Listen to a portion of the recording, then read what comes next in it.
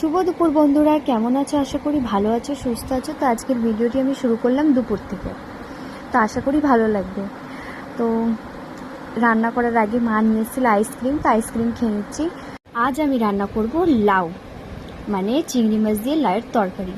খুবই ভালো হয়েছিল খেতে, কিন্তু আমি ভিডিওটি তো শুরু করলাম কিন্তু লাস্ট পর্যন্ত আর দিতে পারলাম না। কেমন কি করলাম, হ্যাঁ তরকারিটা বেশ দেখতে কেমন হয়েছিল আমি ঠিক দেখাতে পারলাম না, কারণ আমাকে কিছু কাজের জন্য বাইরে বেরোতে হলো। তো দেখো, যতটুকু ভিডিও করেছি ততটুকু শেয়ার করছি। কালো জিরে ফোড়ন দিয়ে দিয়েছি, আর লাউ কেটে ধোয়া হয়ে গেছে। এবার তো দেখতেই পাচ্ছ আমার লাউ ধোয়াও কমপ্লিট হয়ে গেছিলো। এখন আমি ভালো করে ভেজে নেব লাউটাকে।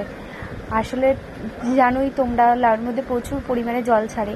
ওইটাকে ঢেকে ঢেকে ঢেকে ঢেকে ভালো করে সেদ্ধ করলাম, তারপরে মশলা দেব। তো দেখতে থাকো। তো হালকা সেদ্ধ হয়ে গেছে, তো এবার আমি মশলা দিয়ে দিচ্ছি। মশলাতে দিয়েছি আদা, জিরে আর শুকনো লঙ্কা, তো আর একটুখানি ধনে গুঁড়ো দিয়েছিলাম। বেশ ভালো লাগছিলো খেতে কিন্তু।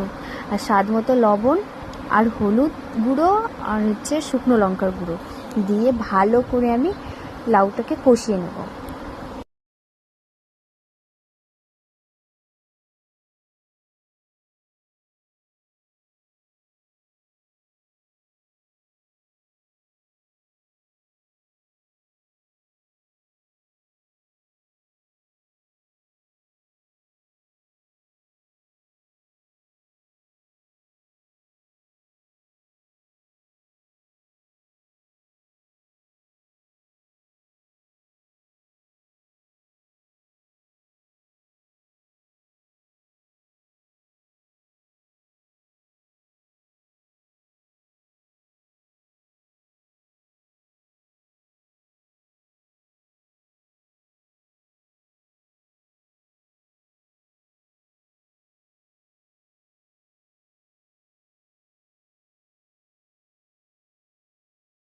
কত পরিমাণে জল ছেড়েছে দেখো, মনে হয় যে জল দিয়েছি, কিন্তু জল দিইনি, লাউয়েরই জল ছাড়া।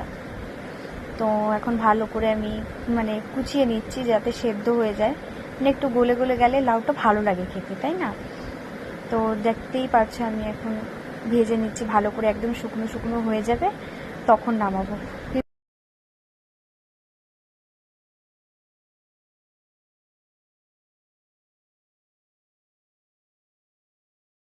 তো আমি পুরো রান্নাটা করতে পারলাম না, আমার একটু দরকারে যেতে হলো বাইরে।